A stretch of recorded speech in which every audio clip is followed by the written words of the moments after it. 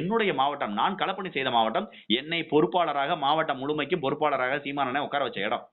அந்த இடம் முழுவதும் நான் களமாடி இருக்கேன். அந்த இடத்துல ஒருத்தன் வந்து இந்த தவற செஞ்ச ஒரு கொலையாளி, ஒரு கொலை குற்றவாளி மீண்டும் சுதந்திரமா வந்து போறத என்னால ஜீரணிக்க முடியல. கொலை குற்றவாளின்னு சொல்லி நீங்க இப்பயே முடிவு பண்ணி சொல்றது எந்த வகையில சரியா இருக்கும்? இன்னும் காவல்துறை அதை வந்து கைது பண்ணணும், அவங்களை விசாரணைக்கு உட்படுத்தணும். அதுல விசாரணையில அவங்க குற்றவாளின்னு தெரிஞ்சாதானே குற்றவாளின்னு நீங்க சொல்ல முடியும். இப்பவே நீங்க ஒரு கொலை குற்றவாளின்னு சொல்றது சரியா அப்படின்ற ஒரு ஒரு அஸ்பெக்ட்லயும் கேள்வி கேட்கலாம்ல. இங்க பாருங்க.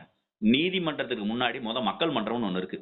இன்னைக்கு இணையதளத்துல பேசுறவங்கள தாண்டி எல்லாருடைய ஐயப்பாடு எல்லாருக்கும் ஒரு மனசுக்குள்ள ஒரு கேள்வி இருக்கும். இந்த கேள்வியினுடைய வெளிப்பாடு தான் அவர்கள் குற்றவாளியா, குற்றம் செஞ்சவர்களா இல்லையாங்கிறத முடிவு செய்யறது. இந்த சேனலோட பேரே நாட்டாமை. அத நீங்க மனசுல வச்சுங்க. அப்படின்னா என்ன அர்த்தம்னா சரியானதை பேசுவோம், சரியானதை சொல்லுவோம்.